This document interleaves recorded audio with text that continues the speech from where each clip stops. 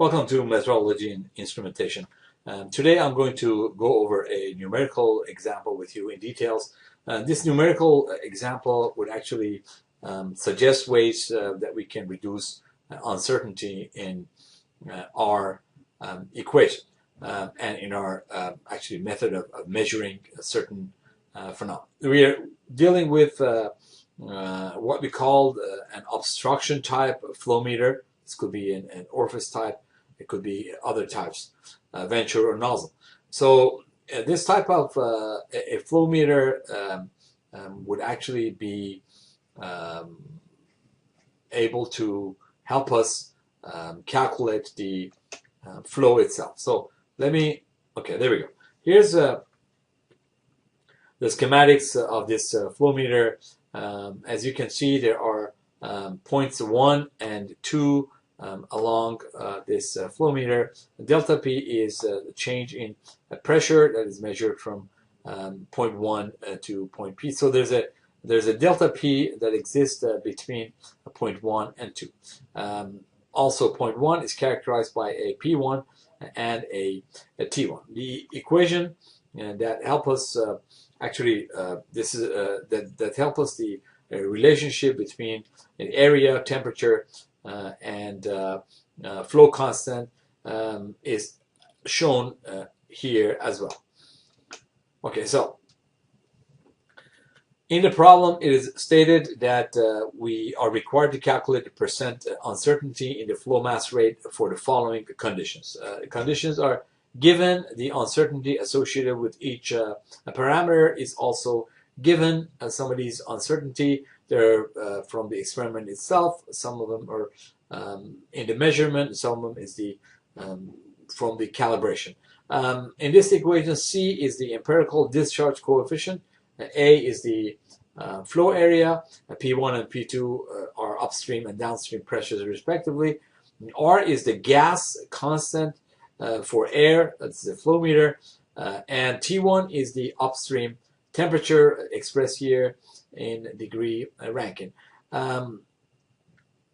We made some assumptions here that are pretty realistic. For example, P1, there's a 0.5 PSIA pound per square inch of air pressure, and that is how much the P1, which is 25, would fluctuate. And for other parameters that are shown here, there's also associated uncertainty associated with those. Now, if we express those uncertainties in terms of a distribution, we have more work to do. So for the sake of the simplicity, we express them by actually a numerical value, by a number itself. So when you look at this equation, the flow meter would follow this relationship in the flow rate. So m dot is the flow itself. In some equations, that's also replaced by Q and what have you, especially for the pipeline. So we're going to use this equation. We are going to use the figure. We are going to use the uncertainties that are associated with each of these parameters in this figure, and we try to first calculate the overall uncertainty, and then we would try to see if there are any ways we can come up with reducing some of these uncertainties. So m dot is a function of C, A, P1, delta P, and T1. So there are several variables here that are involved. So what we do is from the derivatives on the next slide, we take the derivatives with respect to each variable one at a time. The first one of this equation, we take the derivative with respect to, again, this is the main equation. We take the derivative of this equation with respect to each parameter one by one, and that should be pretty straightforward for you to do with your background and all the prerequisites that you took. If you refer to any type of a math book, advanced mathematics, you should be able to really determine take the derivatives. Again, they're pretty not really that complicated. Again, you keep one parameter as a variable, and you take the derivative with respect to that. For in this case, we take it, with respect to C. That's the first equation. Then we take it with respect to A, with respect to area. We take it with respect to P1. On the next one, we take the partial derivative with respect to delta P. And on the next one, we take it with respect to T1, the upstream temperature.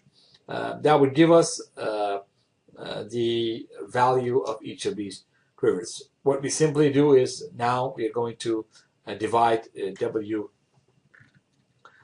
m dot, again, the uncertainty in the mass flow rate. It can be calculated by putting these derivatives together, and as such, we simply divide it by the equation itself, the m naught, and then we should be able to calculate that one by one. As you can see, it's C A P1 delta P T1. In previous lectures, we talked about the methods in which we can actually combine the effect of all the uncertainties that are associated with this formula. We take the square root of some of the squares. Remember that this is really, we're trying to minimize the standard deviation by this method. So again, we use the numerical values here in this equation, and we would go through all the calculations, and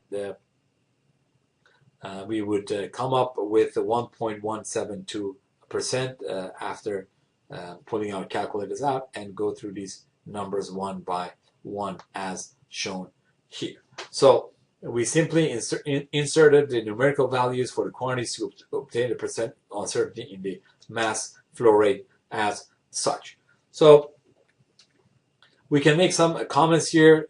Again, the main contribution to uncertainty is the P1, because the uncertainty associated with P1 was 2%. How do we know about that? Because we can actually go back to our equation here and take that. Again, we simply divide 0.5 by 25 to see what would be the percentage of the uncertainty, and so on. In this case, as we do that, if we divide 0.25 we divide 0.5 by 25, the uncertainty is 2%. Whereas in others, for example, if you want to find the uncertainty in C, you can simply calculate 0.005. You divide that by 0.92, and we see that uncertainty in that is very small. It's 5.43 times 10 to the minus 3. So the uncertainty in that is much smaller. So the biggest uncertain value here is the upstream pressure. Again, the reason I know that is I simply calculate the plus and minus numbers that are given here by the original number to calculate the uncertainty associated with those. So knowing that the overall uncertainty is 1.172%, in order for us to overall to improve the overall accuracy of the formula, obviously we should attack P1 first, because that has the largest uncertainty. In order to influence the flow rate uncertainty, again, we have uncertainty in P1, it's plus and minus 2%, uncertainty in the value of C, uncertainty in T1, delta P, and A, respectively. So what do we do? Again, we we inspect the equation E to see that the first and third items make practically the whole distribution. So if we go back to this formula, we would see that if we could somehow calibrate, again, we list them one by one.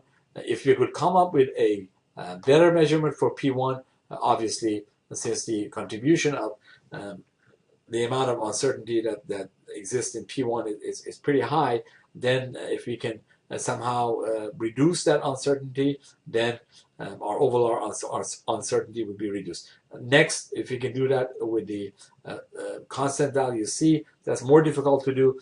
If we can improve the measurement with T1 and delta P, and again, these two measurement of A and C, there are much less uncertainty associated with those. Well, it's much more difficult to reduce the uncertainty that is associated with those two parameters. So if we can come up with ways in which we can pretty much improve the accuracy of those parameters, we would achieve a more accurate overall formula.